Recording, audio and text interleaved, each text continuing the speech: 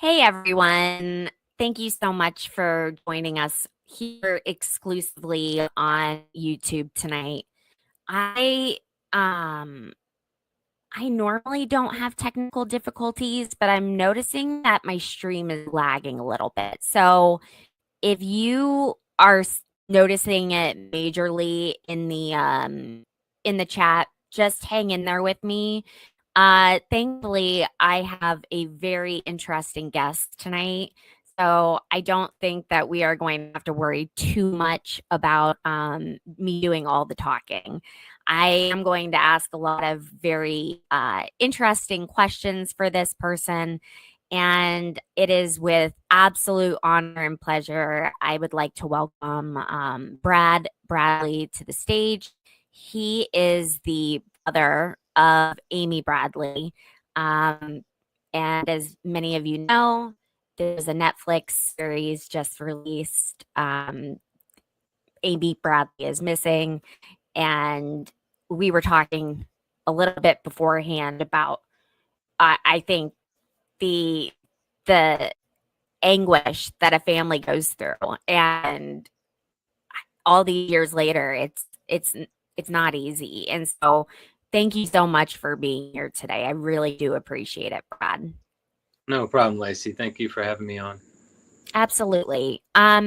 So for those of you watching, if you wouldn't mind sharing this and making sure to share it both on YouTube and on X, that would be super helpful. I I don't know what's going on my end, but I know that Peter will get to the bottom of it as well as Valhalla. So thank you guys for helping. Um, so Dad, off the bat, is there anything that you want to share with the audience? Like just you and you only, and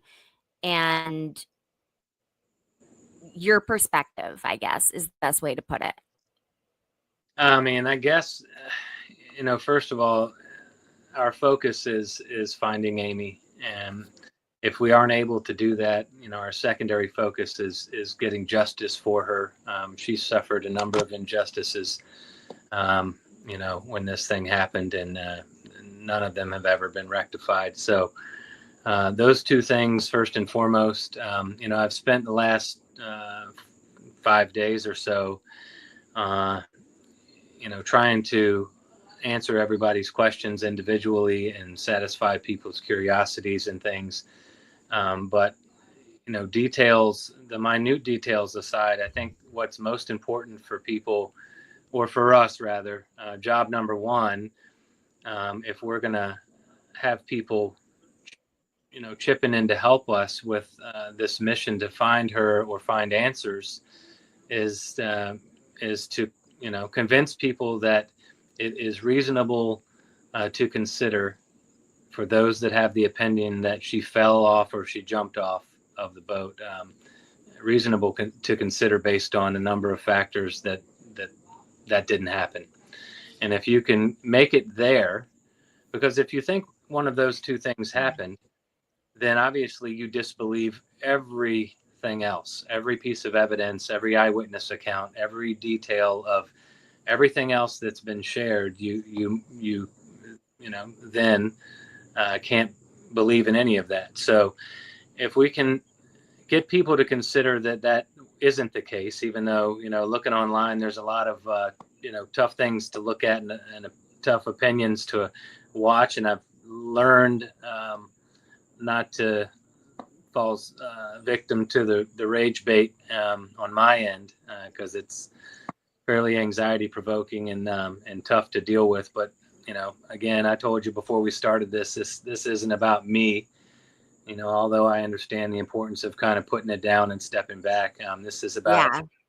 it's about Amy and finding answers, and hopefully getting to where we can hold the people that were either irresponsible in handling the event, or responsible for what happened, accountable.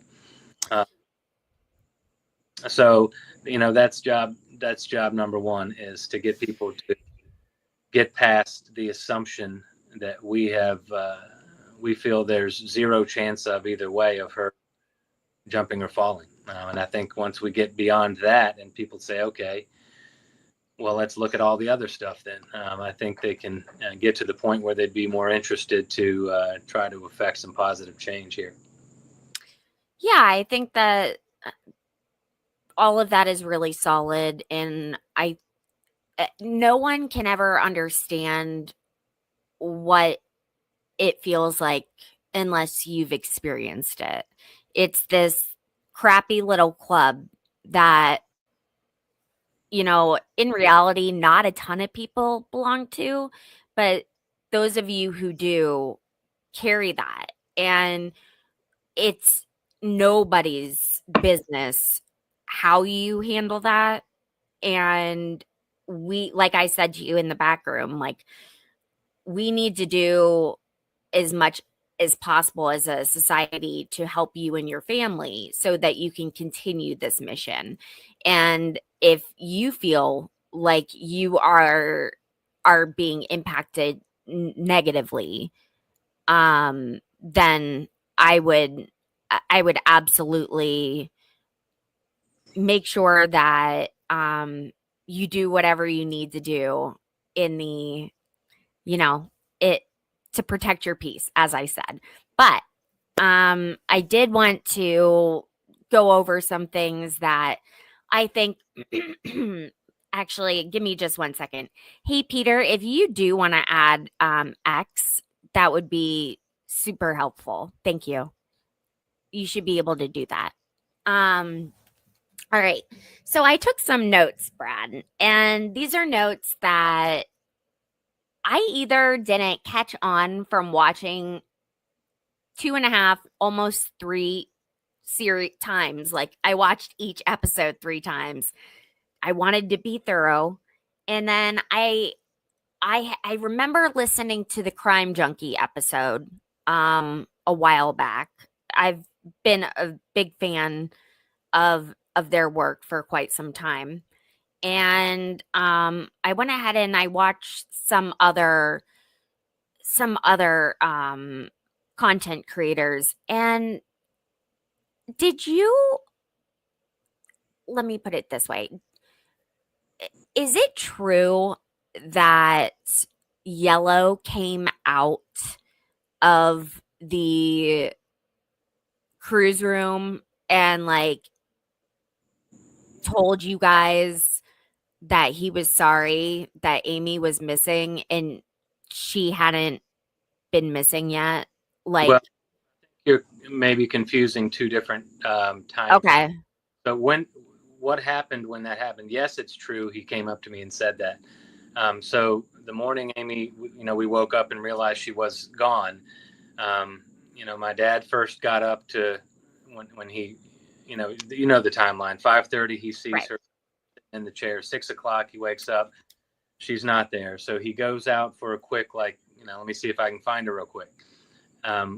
When he comes back, he gets my mom, and they wake me up and say, hey, we're going to go look for Amy. You stay here in case she, we miss her and she comes back. That, about 20, 30 minutes later, they come back and get me and say, okay, come help us look. So we go all around the ship. We go in all the common areas, looking on different floors, looking on the pool deck, looking on the walking track, going up to the Viking Lounge, which was the dance club, looking at the front of the ship, looking at the back of the ship. And, after I had, I don't know whether that was, I can't tell you. Everything's kind of a time warp, but however much time passed, maybe it was, 30 minutes, 40 minutes. I don't know. I'm sitting by myself in a set of, a table and chairs next to the pool on the pool deck. And kind of remember having my head in my hands, and I was just kind of realizing something, this was bad. And Right. Yellow walks straight up to me and says, I'm sorry to hear about your sister, man. Now, this was maybe my parents had told the purser's desk or security that we were looking for her, and But no announcements had been made. There wasn't, nobody knew about it. So at the time, that didn't register to me. As much later, I'm like, well, how the hell did he know what to be sorry about, or that there was something to be sorry for? So he's like, when, I left her at 3:30. When's the last time you saw her? What happened? And so I start into, well, I left the Viking Lounge. She's like, hold on a second. I want my brother to hear this, quote unquote. And he walks about 50, 60 feet away to a table with some guys at it. I don't know, 3, 4 guys, maybe 5 guys who I assumed were his bandmates. He brings one of them back over. And I don't know whether that was his roommate or who it was. There's a guy named Reggie and a guy named Oscar. I think it was the name of his roommate, he says in that latest interview on YouTube. But anyway, he brings the guy back over and says, okay, go ahead. You were saying. So I said, okay, well, and I didn't realize at the time I may well have been providing them with a timeline that they could agree on, by giving them mine. So I say, I left the Viking Lounge at so-and-so, and I sat out on the deck, and then I went back to the room at 3:35, and then she came out about 5 minutes later, and we sat and talked for 15, 20 minutes, and then I went to bed at such and such. It was a little after 4, I think. But yeah, that is true that was the first thing he said to me that morning. And I can't tell you the exact time with what was going on, but I think it was probably around 7 o'clock-ish. Okay. Thank you. And that was not in the Netflix series, correct? I read that like 3 different places, and I was like, I don't recall that being in this docuseries. I think I'd have to watch it again to be sure, but I've seen online where people are saying that wasn't part of it. Okay. But yeah, that did happen. All right. Thank you for answering that. And I kind of trending with the way things are going with my technology tonight. My half of my notes deleted themselves, but it's okay because I took written notes as well. So I want to point something out, and I'm gonna look everyone in the eye and say this. So look at me. I'm saying with all of my conviction. If you have ever been on a cruise, you know that there are usually 2 seats out there, and there's a stool. It's like a little table. And for instance, when we went, they put wine and cheese and chocolates out because we went for a casino thing. And it was a thank you for spending way too much money on our cruise gift. This table that they provide you outside of these rooms, that is subject to salt water that's in the air, and it is rusting. It is going through all of the weather elements. So to suggest that a woman of her size could successfully stand on a table without it breaking, I'm sorry. I completely do not agree. I respectfully disagree. And I get where you're going with this, irregardless of the fact, and you have to remember, I think at the time this was a fairly new boat. And so I don't know that, it's fair or accurate to say the table was weathered and rickety and rusted and all that stuff. However, when we first got on the boat the first night, and I've told this account many times on other interviews, we walk into the room. The first thing I do is go out onto the balcony. I lean, straight. It looks straight down because we're on the 8th story up, the 8th floor, and the water's, way down there. And I'm like, oh my God, Amy, come look at this. And she says, nope. Wouldn't come near the rail, wouldn't look over the rail. So just the mere suggestion that she would, after having not been willing to even approach or go near the rail over the first 2-3 days of the cruise. Now, people want to talk about her climbing on a table. And I think a lot of people's suggestion is that she was drunk and she got sick and she needed to throw up over the balcony. I mean, she's 5'6". She's easily able to throw up over the balcony without climbing on a table. And I can promise you she didn't do that in the first place. There's no, and of course, the ship's staff cleaned the room before any investigation could be done. I couldn't believe that. But, no passenger ever came to us and said, "Hey, there's vomit on my glass on my rail underneath you guys." Right. And you would have had people very upset. There's nothing anywhere. And my personal opinion is that if Amy was going to be sick, she would have come back into the room and used the bathroom to do that, not lean over the railing that she was afraid of. And then, I guess while we're on the subject, the suggestion that she jumped off there's zero chance of it. Amy, first of all, was scared of what's in the ocean. I mean, you couldn't get her to go in the ocean past her knees without jumping on your back. I mean, the day before Aruba, she's on my dad's back the entire time we're in the water. Because if she were to, something were to hit her leg or step on something, she would just lose it. Yep. So she was scared of what was in the water. That was part of her apprehension about going on the trip in the first place, was that she didn't like the ocean, especially the deep, dark ocean. So she just graduated college. She was doing really well. She had a job. She was just getting ready to start a new job. She just got a new apartment. She just got a brand new English Bulldog puppy. That puppy. Yeah. Wanted forever. She was writing postcards to friends about what to do when she got home. She was buying gifts for people. She was taking pictures for a collage on her coffee table that she planned to do. And there was apparently some kind of photograph contest that she was part of when she got back. So, people suggest she was struggling with her identity or her sexuality. None of that. She came out to our family as bisexual in 1995.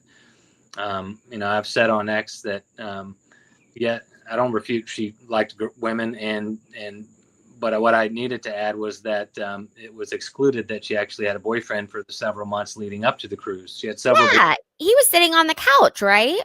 On that interview in Curacao, that's him there. And, she had went to prom with guys and went to homecoming with guys. And, yeah, she was, Molly and her, I believe they had real feelings for each other. The message in the Bible, I think that Amy probably intended to get back together with Molly when she got home. So, yeah, the prospect of her accidentally falling over at 5'6" with at least 42-inch rails, center of gravity is much lower than the height of the rail, and you'd actually have to either climb on it or lean over the thing to fall over. The ship was calm. The sea was calm. Nothing was rocking back and forth. There wasn't anything crazy going on. I mean, those two possibilities in our mind are distinctly non-existent. Got it. Another thing that came up that I thought was really bizarre, just from my own experiences cruising, and having cruised in the 90s. Why do you think that the security was as crappy as it was? Like, was that normal amongst the entire company? Had you had people complaining about other people complaining about this cruise line and their lack of attentiveness to issues? Can you kind of like expand on how you felt? Did you feel like they were helpful? Did you get to review any footage of cameras? Were there any cameras? Just like take us down a little bit of that road. I didn't have any preconceived opinions about the quality of security. I think everybody has a very much so false sense of security on these ships.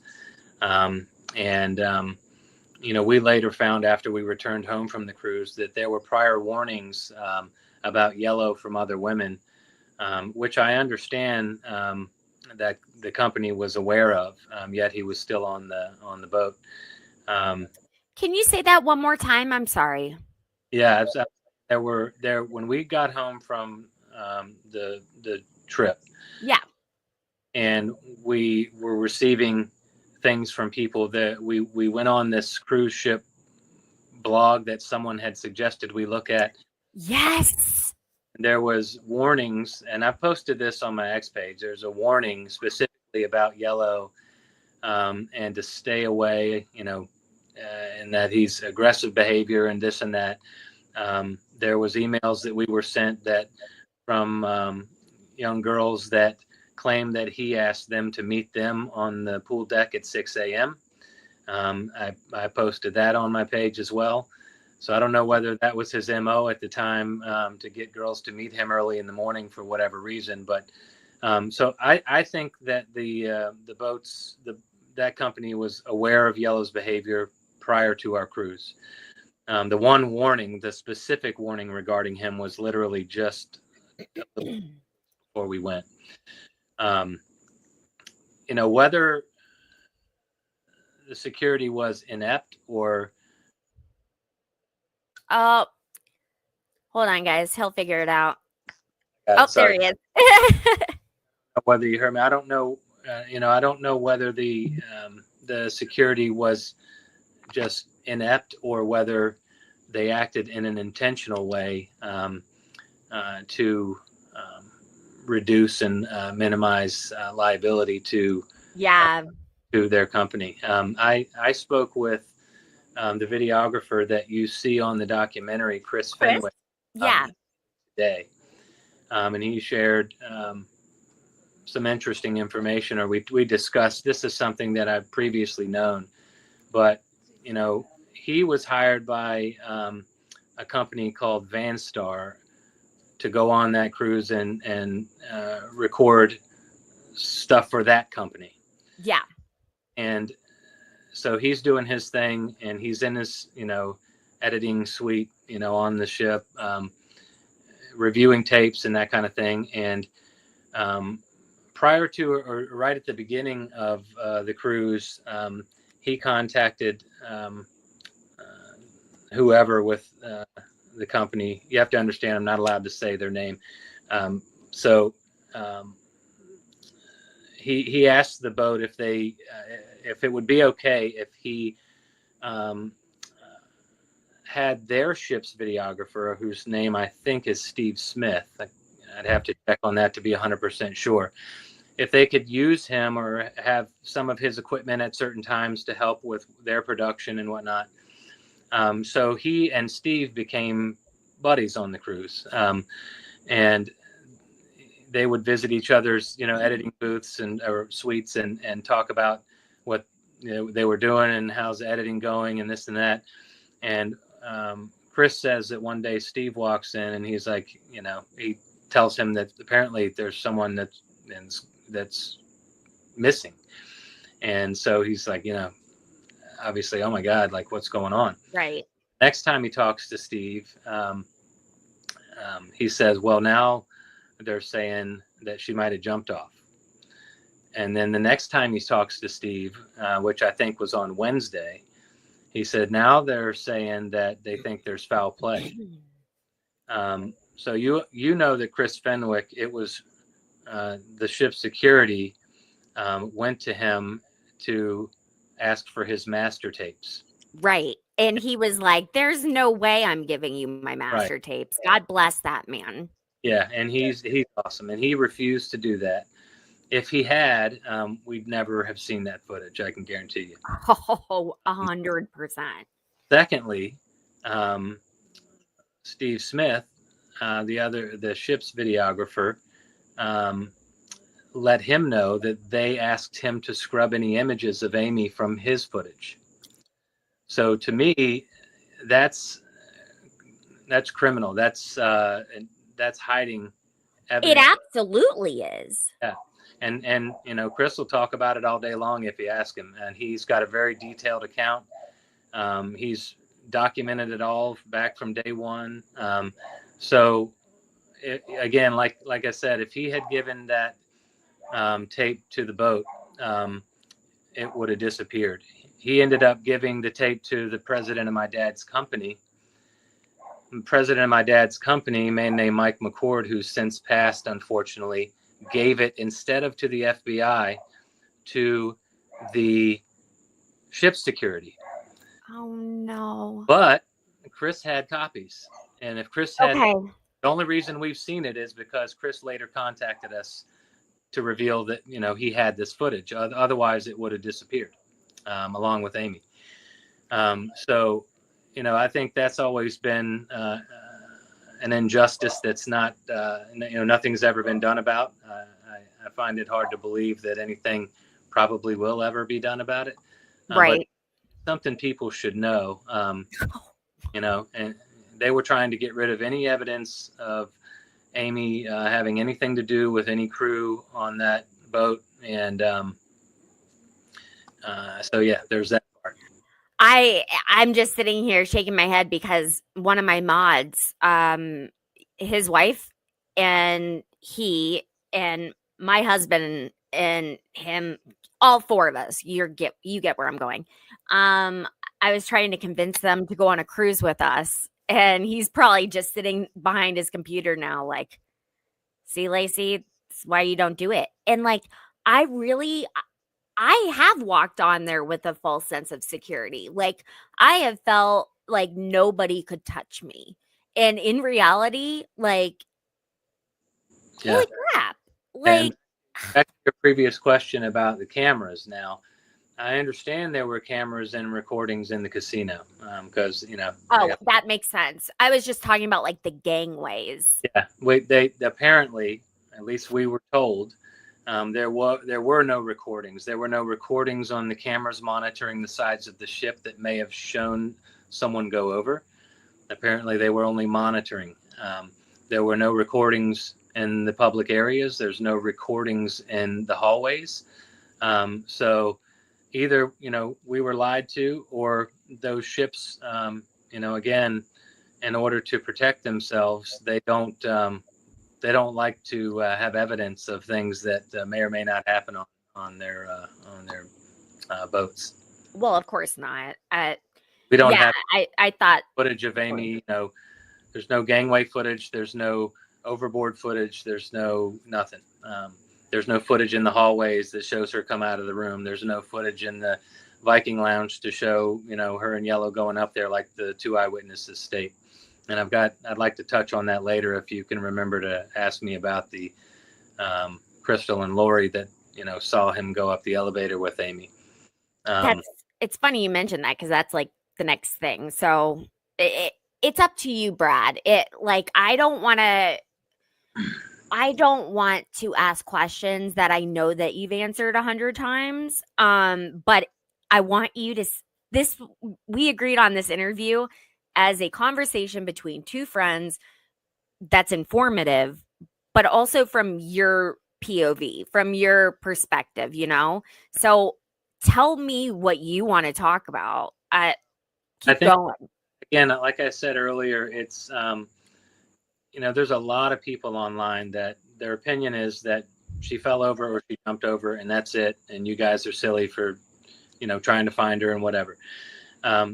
And again, you'd have to ignore the eyewitness accounts, especially the very first one, very early on, much less the ones years later at this place or this place. These two gals, and they're getting a ton of people are attacking them online. Oh no. Who they say they are, claiming they're lying, claiming whatever.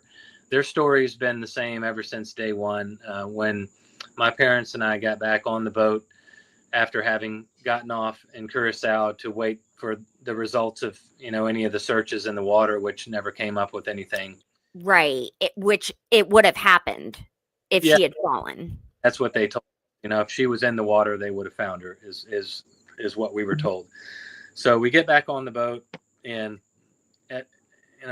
at one point, we're not in good shape. Obviously, we're not sleeping, we're not eating, we're not. I can't even explain it to you. But so my mom and I were up early one morning, and I don't know what the time of this particular conversation I'm about to describe was, but we're trying to recount and retrace Amy's potential steps. So we leave the cabin and we're in the hallway and we're like, okay, so she's going to go this way. So we start going this way, and we don't know what we're doing. We're just trying to do something. And Crystal and Lori run up to us completely like out of breath, freaking out, like they've seen a ghost. They're super excited about what they've seen, and they've been looking for us to tell us, and they're saying that they saw Amy go up the glass elevator with Yellow to the Viking Lounge, to the disco. Mm-hmm. Now on the docuseries and I've just spoken to Lori again, and she says Amy had on a white top and the same shorts she had on in the video in the dance club. She couldn't see her feet, but again, everybody's obsessed with these sandals, and I think I don't know why that really matters all that much, but they see her go up with Yellow, and then they say about 10-15 minutes later, Yellow comes around by himself. They knew who he was. This is not like a 7 years later eyewitness account that thinks they saw someone who looked like Amy. We had met Crystal and Lori. We had spoken Right. to Lori. We were hanging out with them a little bit. They knew Yellow. Yellow was trying to hit on them. They were very familiar with both Amy and Yellow. They knew who they were.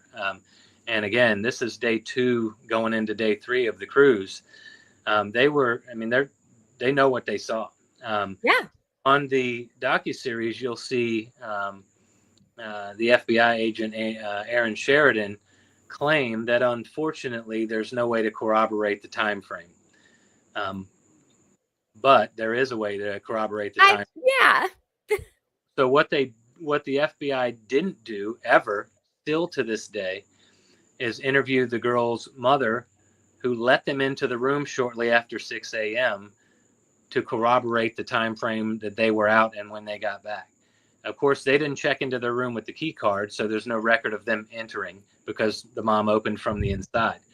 We've spoken to the mother. I don't know which one of them's mother it was, but we've spoken to her as late as 2 days ago, and she says, yeah, no one ever questioned me. FBI never questioned me. No one ever came to me and asked any questions. And the girl's opinion is that the FBI treated them like a couple of drunk teenagers, even though I understand one of them wasn't even drinking. But I mean, that eyewitness account is probably the most solid one, and the due diligence to follow up on that lead and treat it seriously was fumbled. Keep going. Yeah. So moreover, Yellow in recent interviews claims that he was in his room at 1 a.m.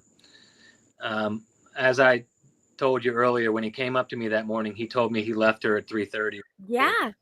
The ship's security, if you read the report, there's the ship security officer said there was a lot of inconsistencies in his story, and it was kind of all over the place until he explained to him again how the lock link system worked, and then his answers fell more in line. But they have evidence that he went into his room at 3:35 a.m., not 1 a.m. So you don't lie if you're telling the truth. So if I wish people out there would just understand, those two girls know what they saw. They saw Amy go up with Yellow. They saw Yellow come down from the dance club and walk by them alone. Their mother let them in the room at 6 a.m. So if you can consider that those things are true, then let's forget about the jumped over, fall over stuff. It didn't happen. Yeah. We have really good eyewitness account and evidence that, number one, the girls saw what they saw. They knew both Amy and Yellow. It wasn't some chance encounter 10 years later where, oh yeah, I think I remember seeing this show with this girl that looked like this. I think that was her. Right. Amy, and they knew me. So, I think there's been way too much focus and opinion on the whole fell off thing. And if we can get past that, I think we get a little bit closer to hopefully getting to some actual answers and some justice for Amy. Whether she's found or not. I mean, obviously that's our main focus, is to find Amy. We've always shared a gut feeling that she's still out there. But if we can't do that, and ultimately we're unsuccessful in that, we need to find out what happened to her. And we need to find out who's responsible for what happened to her. And hold somebody or people accountable. Somebody out there knows something, and somebody out there needs to come forward and say something. I can handle the online flack. Of course, it's a little more than I'm used to. Yeah. My skin's gotten pretty thick over the years because this is nothing new. You have the side of the internet that is lovely. It's all prayers, and it's all hearts, and it's all caring wishes, and just awesome stuff. And I mean, it's been amazing. And then there's another side of the internet that is accusatory of my family. They're attacking me for my political beliefs, which have absolutely nothing to do with anything, unfortunately. Absolutely nothing. They are saying that I'm a suspect, that I'm suspicious. Dad's suspicious. They're obviously, whatever they're going to think, they're going to think.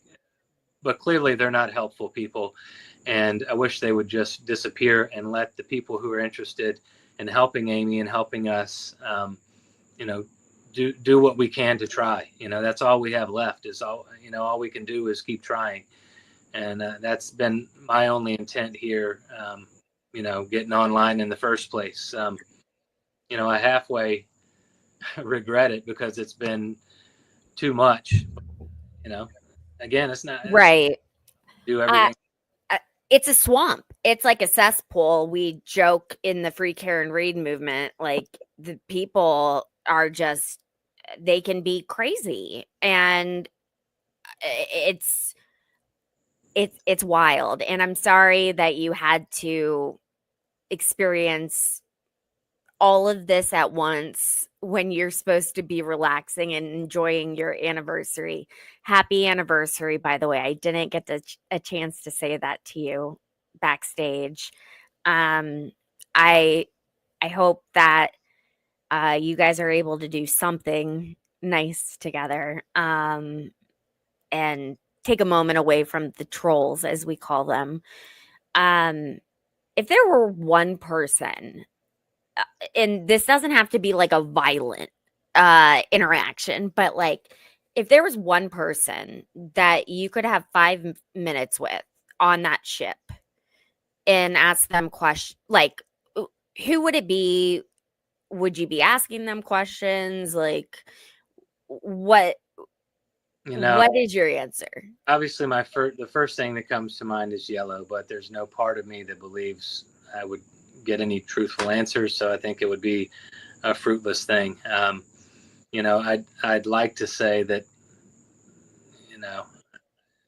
well, actually, I'm not. We're the good guys here. I'm not going to attack and kill the guy. Right.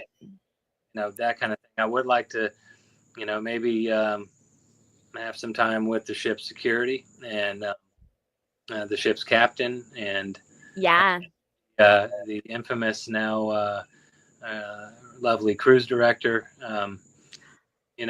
Because I believe that in my heart there was a lot more that was known that they were covering up for than they let on to believe. I'd have to get the exact details, but the boat's chief security officer was standing only several feet from our room when my dad returned from going to look for Amy the first time. And this was at like 6 a.m. So either that's a really strange coincidence that the head of security is right beside our room in the hallway, or they were aware of something and, preparing for how to deal with it. Are you, so before I forget, because I've already almost forgotten like 3 times. Who do you think bought the photographs of your sister? I don't know. You hear about the story that Yellow's daughter Amika tells about all the photos in his suitcase. Um, so one guy is, you suspect is Yellow. Did he work for a trafficking ring and he would get these pictures and, submit them to whoever? And I don't know. So he's one guy we suspect. Um, and then, again, uh, it's all speculation and conjecture. I mean, who the hell knows whether it was, the boat's security? I don't know. That's all guessing. That's all guesswork. What were your personal feelings about the guy next door? I mean, I think he was a strange guy. He was actually in my dad's company. So Yeah, I remember hearing that. on, if you're sitting on our balcony facing out, there's a really wonderful couple that's very close to my family and was for years prior to this trip on our left side, and then Wayne Breitag on the right side. Um, she and I had some small talk with him. We're out on the balcony, and I remember leaning on the rail right next to the partition and talking to him. Just small talk. Not for any period of time. He was kind of a loner. He I didn't know the man from Adam before the cruise, and I haven't had anything to do with him since the cruise. The only interesting things in regard to that portion of the story, and I think it detracts focus from Yellow, who again was obviously seen going up the elevator with Amy alone and coming back by himself. Whether Breitag had any relationship to Yellow, whether there's any footage showing any communication between the two of them, whether they coordinated something. I mean, it all sounds a little far-fetched, but so does every part of this. It all sounds like a fictional movie script when you break it all down. So I don't know. Obviously, when we learn about the partition, I just now online, when people start saying you can move those partitions and create a shared balcony, I had no idea. None of us. Holy crap! I had no idea either. So I just learned that. There's some. I don't know whether or not you have to have a suite, and some people have said no. Well, if your balcony can be shared, you would also have a door in your room that would connect you to the other room. Some people say no, that's not true. You can remove or put the partition back against the wall so that you can have an open space. So when I first hear that, I'm like, oh my God, like I never realized that. I don't know whether the FBI knew that.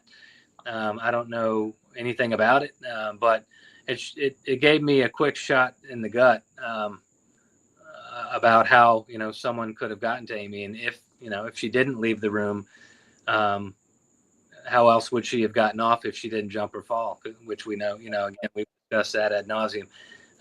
So again, he's a weird guy. We found he was involved in smuggling exotic leopard skins and So stuff weird. years.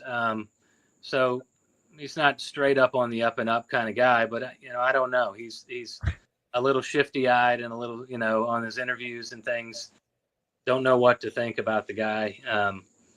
But yeah, he's a strange guy. But Yeah, I think, and if nothing more, then he's just one of those guys. We all know one of those guys. It's just the level. Uh, if he had a bad night at the casino, if they opened up that partition. But then again, I feel like sounds would have been heard, especially by your dad. and And say that I the personnel has to open that for you.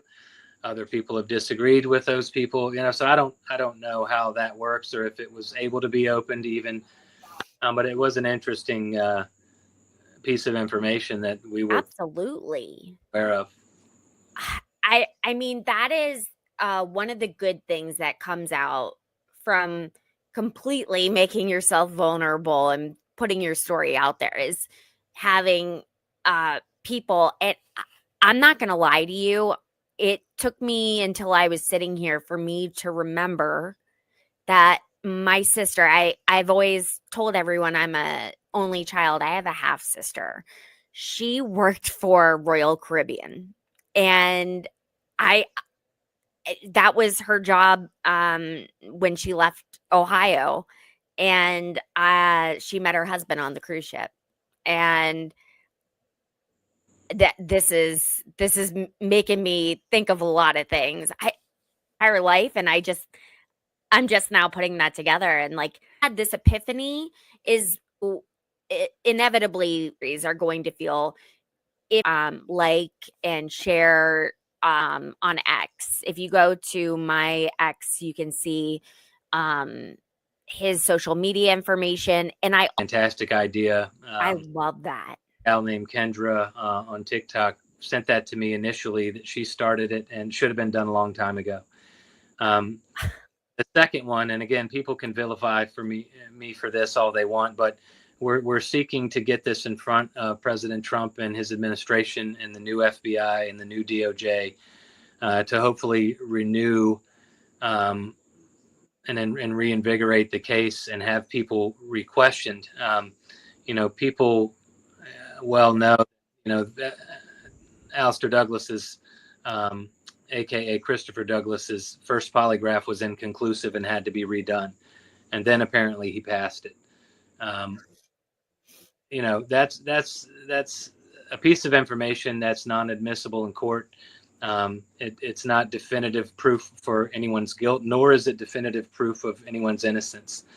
I think the technologies have improved probably over the last 27 years as far as the quality of those tests, whether AI can be involved, Right. kinds of things. So, but, again, I'll go back to our most recent conversation with the FBI. 2 days ago, they're on the phone with my mom and dad, and I have the full transcript and recording of the conversation where they say, Mrs. Bradley, we just don't have any evidence that Amy left the room. And my mom got hot, and she said, well, guess what? You don't have evidence that she did leave the room, except for the two eyewitnesses that you never took the time to corroborate their time frame in the early hours of this investigation, nor have you ever spoken to the mother to have her tell you that, yeah, in fact, she let the girls in just after 6 a.m., which proves they were out there and proves their time frame. So I don't think the FBI is currently doing anything. I don't think they necessarily have plans to, unless we provide them with a lead that is generated as a result of this program. So, that was a long way of saying there's another petition, on change.org, trying to get the Trump administration's help with this. And so, I have people watching. yeah, I appreciate that. Yep, no problem. These are old colleagues of mine that are now in the administration, and a lot of them were there for the first one, and they got invited back. So good signs. Well, and again, I'm not here to be political. I don't care what anybody thinks about who I support for president. It's my personal opinion, and that alone, that man gets things done. And I hope it gets in front of him, and I hope he sees everything that's going on and decides not only to help us and to help Amy, but to turn the volume up on this human trafficking problem that is rampant and been going on for too long. So I also sent the information in the docu-series to my friend who's just way overworked right now. She's based out of Florida and works for a human trafficking awareness organization. And she was like, Lacey, I haven't been online. I haven't been able to sit down and watch anything on TV. So I sent her a one pager, and unfortunately she had some other obligations. She couldn't stop everything and help me out. But she said that she would send her opinions back and I will get those to you. So she's been a really good ally for the Trump administration. They bring her in on all of the testimony, anything regarding human trafficking, especially here in America, tourism related human trafficking. So I, I genuinely feel like this is going to result in some change. Yeah, and I'm hopeful for. Obviously, we're hoping against hope we can find her, and Right. that may be to a lot of people out there. We're going to continue to hope that no matter how they feel. Um, I think if we can keep attention and focus on doing. Uh-oh. He'll be right back. Go back. Sorry about that. Yeah. I was saying that hopefully some positive change can be effected. Number one, to find, number two, to get justice for Amy, hold somebody responsible for action or inaction, for negligence and or responsibility, and thirdly, hopefully, some positive change in the way of legislation and some sort of effect on this scourge of the earth, and we're trying as hard as we can in every direction. Yeah, and we see you putting the hard work into it. We know that you are you're doing a lot, and I also I want to mention that I feel like a lot of us went into the docuseries thinking that your parents wouldn't still be together. I mean, the rate of divorce after a child goes missing or it unfortunately passes away is like 96%. And it takes a really solid marriage to survive such a devastating experience. So I think that speaks to their resiliency, their love to each other and to the family. And I feel like I'm so happy for you to have that. Yeah, my parents, excuse me 1 second. I'm going to shut my dog up. I'll be right back. Okay. You guys, too much. I'm just reading comments. Sorry, everyone.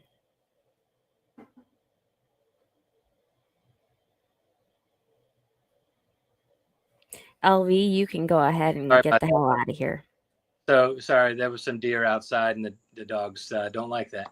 But yeah, my parents are the greatest love story I've ever known. They met in the 8th grade. Wow. They just celebrated their 54th wedding anniversary yesterday, and they're amazing. I've never seen any love like it.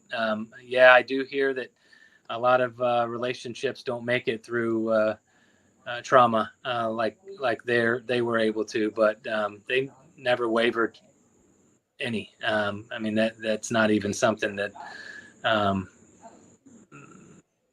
that could have possibly happened to them. So yeah, they've been the best example of parents that any child could ever ask for. They love Amy and I as much as anybody can love another person or their child, and they're obviously never going to stop trying until we have a reason to stop trying. I love that. Are you okay to go like another 15 to 20 or do you need to jump off? I know that you have a 9. Yeah, I have a 9 and I need to take a breath. We had dinner that showed up. A friend of ours ordered us some food and Oh, that's so nice. Okay. started. Um But I can do another. Let's do another 10 or so. I'm happy to. Okay. But I do need to take a little bit of a break before the next thing. I totally understand. So I guess I'm just going to be selfish and go through my questions in that case. So is there eh, you spoke about being on that pool deck at 7 a.m. and just like sitting there. Is Would you describe that as like the moment that you knew something like viscerally, you just like felt it in your gut, like Yeah, something wasn't right. I mean, this is not good? our whole entire lives, our whole childhood, and even our young adult lives, before we moved out of the house, like if we were going somewhere and nobody knew where we were going, there was a note on the table saying, ran to the store real quick, be right back. That was how we were raised. We didn't, go somewhere and not let people know where we were going, which is always, I wrote that down as well. I was wondering why. Why? I've Like, often wondered why, if, she had the intent to go out and meet Yellow, why she didn't tell me about it. I don't know the answer to that. If she did not have the intention to go meet Yellow and ran into him and he said, hey, come up here, or she said, hey, I'm out, my lighter doesn't work, and he says, hey, there's matches up in the disco, come on up. I don't know what happened, obviously. I forgot the direction of where I was headed with that answer. If you can help recalibrate me. I was just asking you a question that you pretty much already answered about that moment. Viscerally, you felt like, You knew something wasn't right. It kind of hit then after we had searched for, close to an hour, maybe 40 minutes, maybe 45 minutes. I don't recall how long we looked before I sat there. But I remember being by myself and like, oh my God, what's happening? okay, yeah. Um, what is one tangible thing that every single person watching right now can do to help move the needle? Is it fundraising? Is it just sharing uh the story, sharing the stream, um watching what you do on social media? What's one thing? I guess the one thing would be all that. Okay. No, I don't know. That's a tough question. The one thing that I would implore is that one person or those few people out there that know what happened. Um, Tell us what happened. I would say, it's time to say something. So if you know something, say something. That's my main message. Um, all the internet sleuths in the world can work on this case and try to piece together all the details.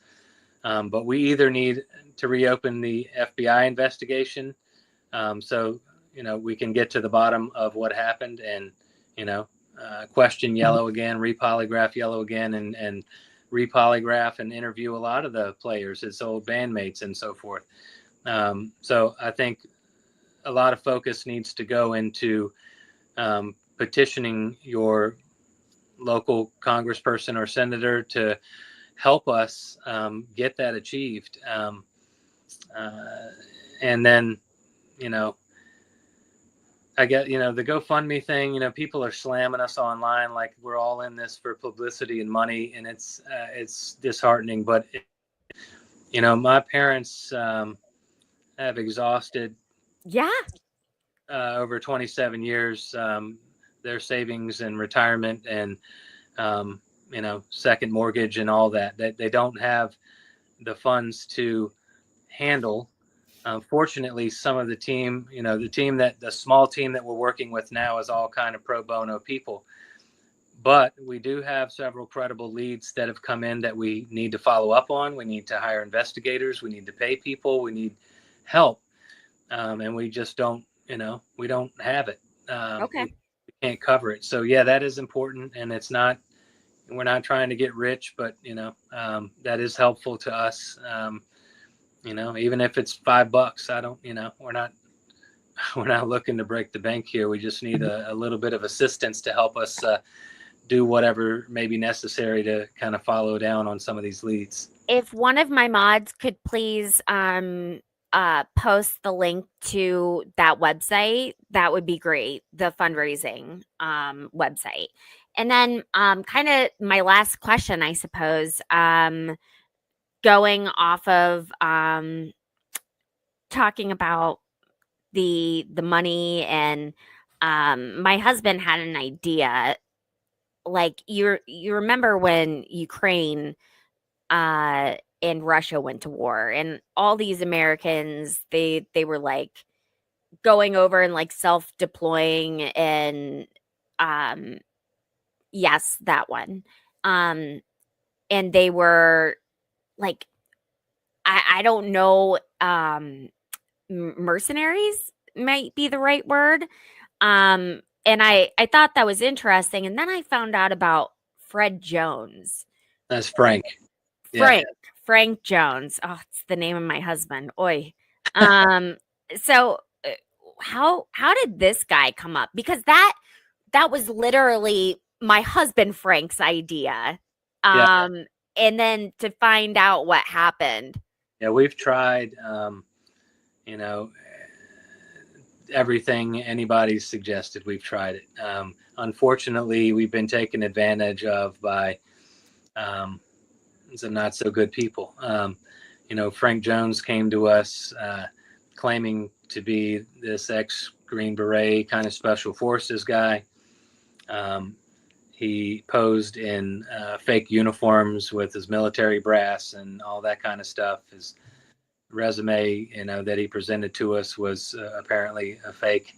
Ultimately, that we came to find out, he basically said that he and a team of, you know, whether you want to call them mercenaries or whoever, had discovered where Amy was, and they were going to go down and extract her.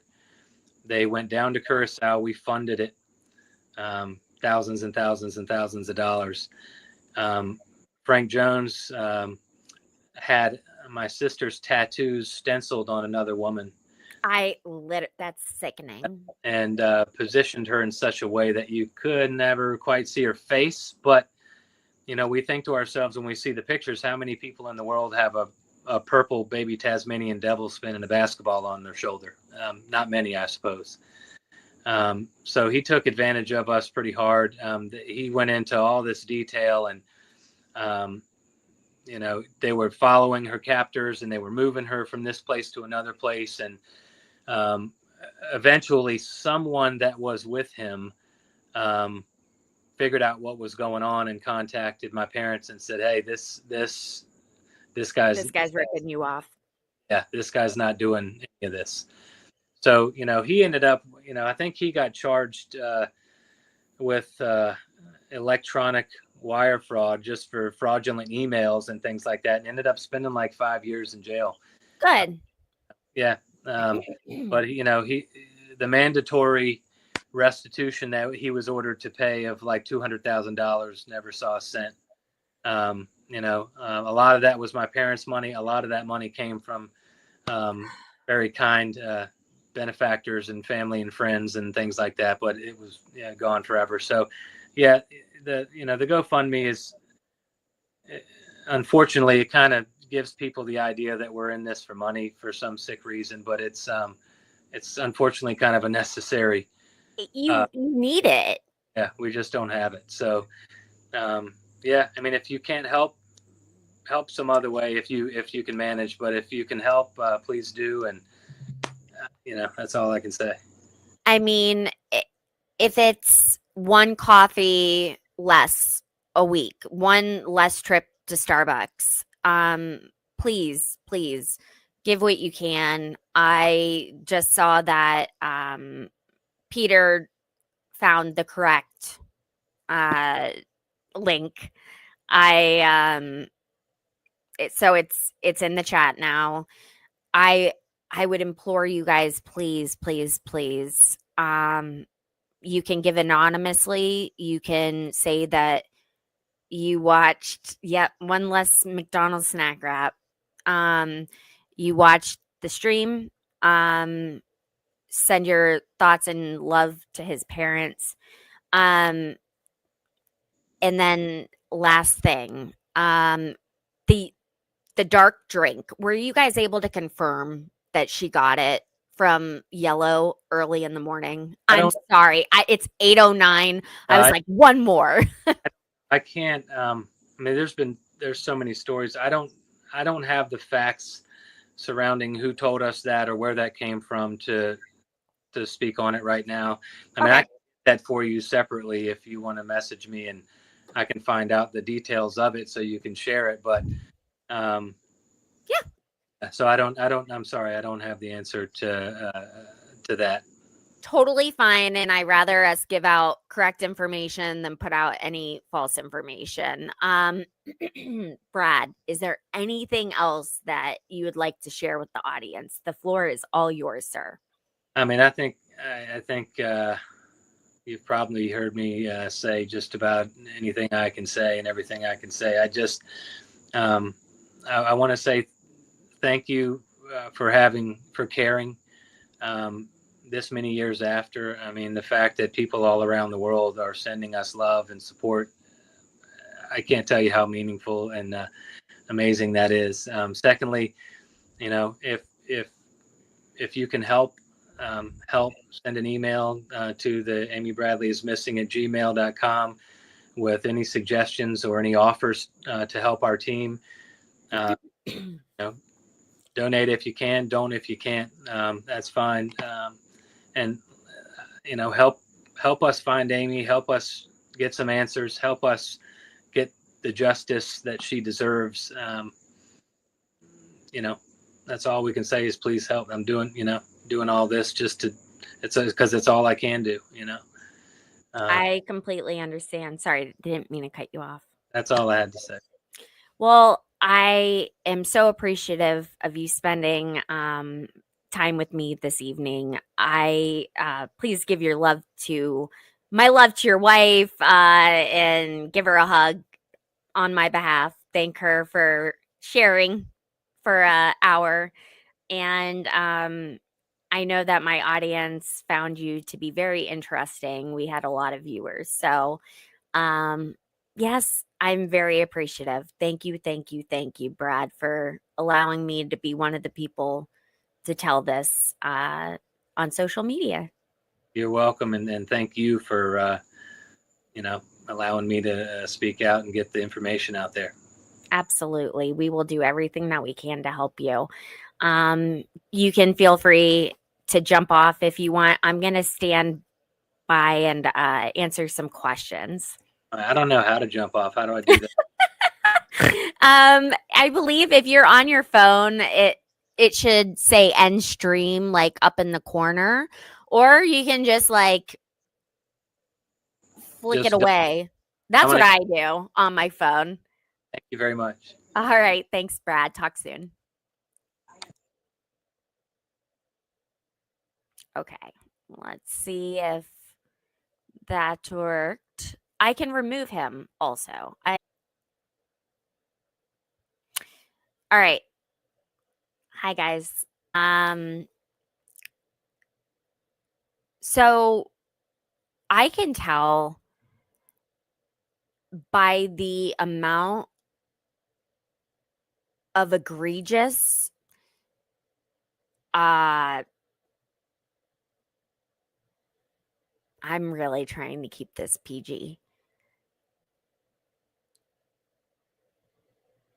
Hateful comments that I've seen tonight in other places online. I all I can say is that I I'm going to pray for you first and foremost. Um the what he's going through. He is essentially being whether or not he wants to do it, you guys, he's had to take over this role as spokesperson. And like we want to do that for the people that we love. But these are real people. That's what I'm trying to get down to. Like, these are real people that are on the other side of the keyboard. And be better. I know there's times when, like, every once in a while I'll give it back to someone online, but it takes a lot, and they had to have started it, unless it was Simone Biles. So, that being said, yeah. Oh my God, I didn't even get to ask him about the Sea Org stuff. So, for those of you who are unaware, the Sea Org is an organization associated with the Church of Scientology. And he, it, they were coming to his family to like try to serve as a sorry, I got distracted, guys. Hey, Peter, I gotta drop you.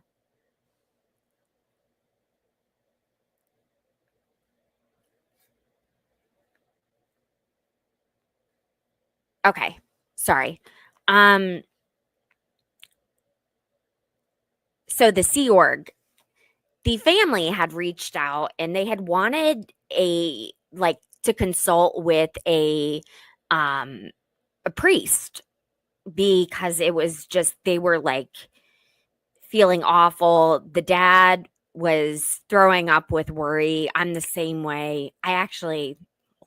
And he was like throwing up to the point of, and the door at 12 a.m. And it was the part of the Sea Org. I would almost refer to it as like a chant. Like, they were instructing Amy might be gone. And after a while, it became abundantly clear that that this was weird. It did not feel right. And so the family like kicked them out. And he has brought this up to every single person who has interviewed him, including Netflix. No one has reported it. Like, tell me that is not super sketch. After what we know of the Church of Scientology. Like, I'm at the point, like, I don't even feel bad saying how I feel about this church.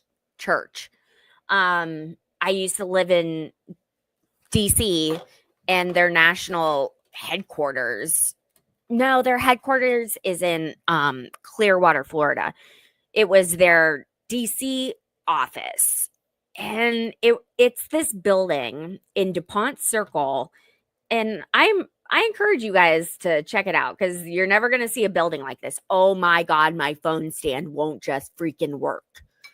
Oh, oh my.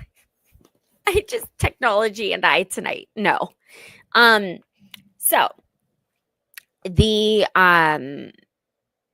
building in DC has a bunch of just random animal statues like on top of the building. It's very bizarre. But like some of the people reached out, some higher ups associated with Sea Org reached out to his family, and they were like, that really doesn't match the MO, but your your feelings are valid, and I would implore you to investigate that more if you have the means to do so. Um, I disagree, Peter. They, if you look at what's happened to some of the people that have, yeah, there have been cases involving the church and members and really, really heinous acts. And I think they're all running together right now. So I don't want to misstate anything. Okay. I am trying to go through some of the other questions. One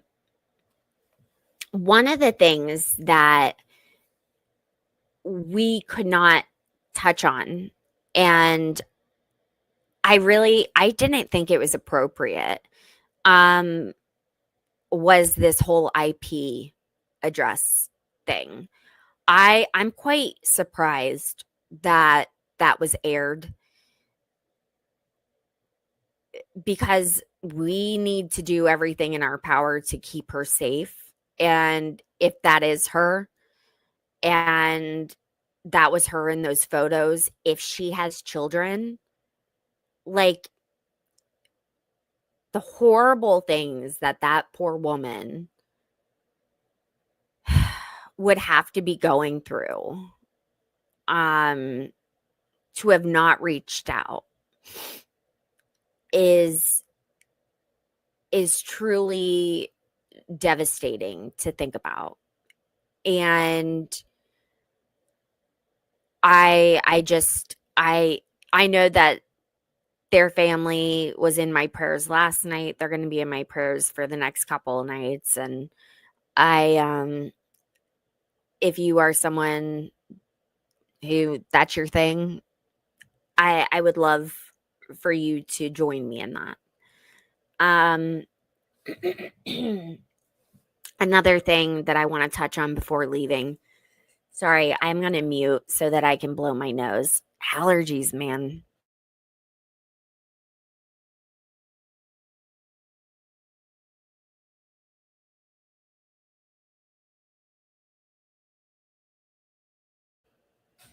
Okay.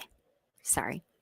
Um Another thing that I thought was oh man, it left me. Should have said it.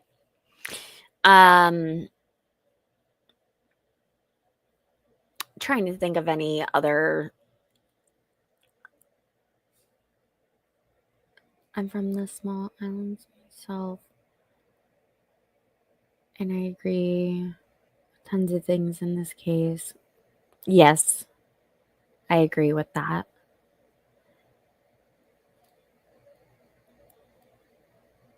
I'm here every Thursday night, guys. Every Thursday night from 7 to 9 p.m.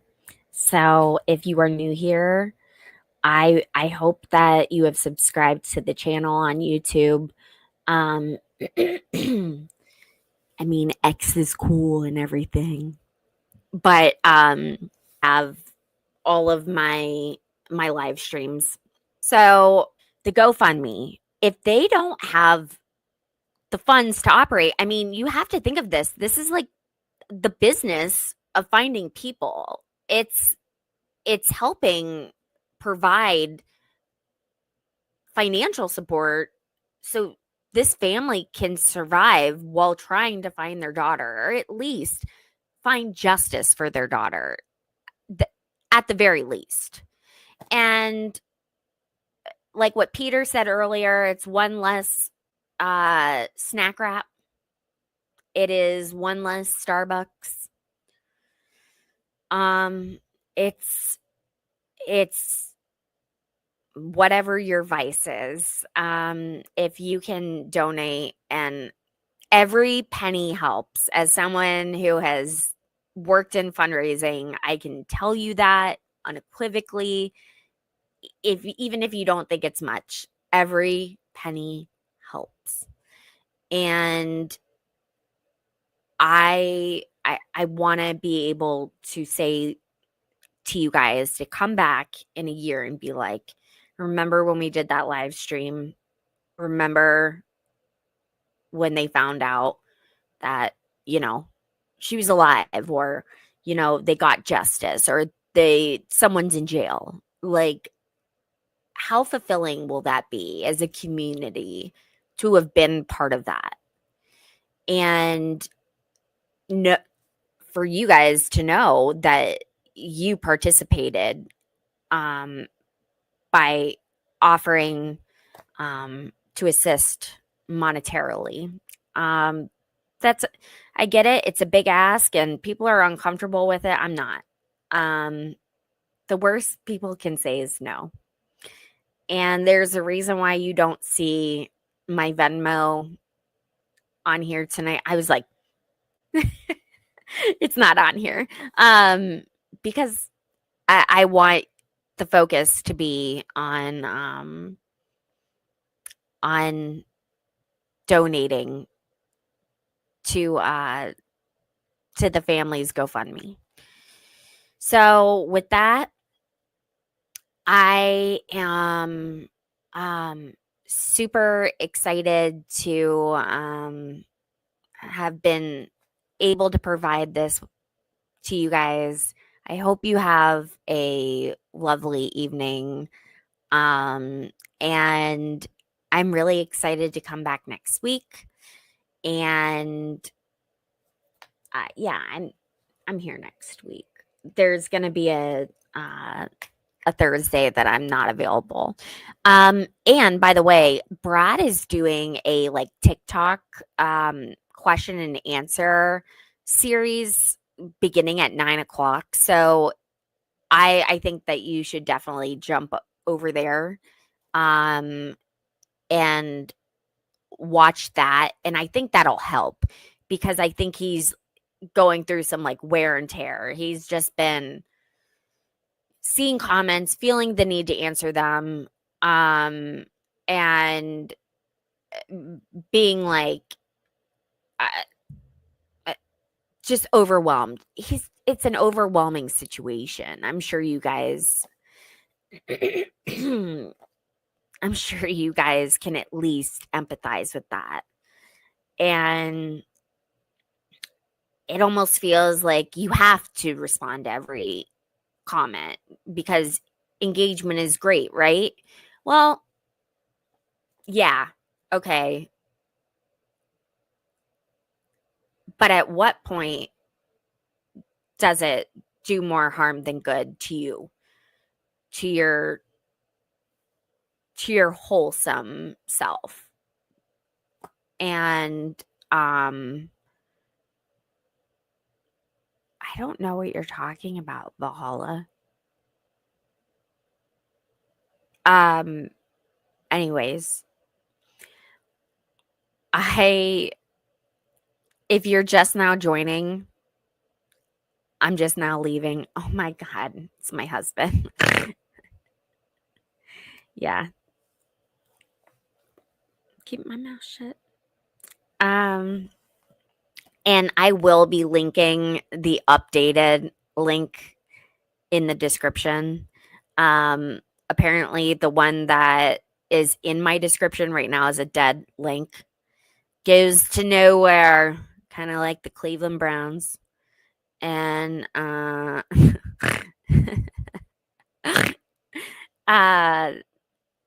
will update that in my description.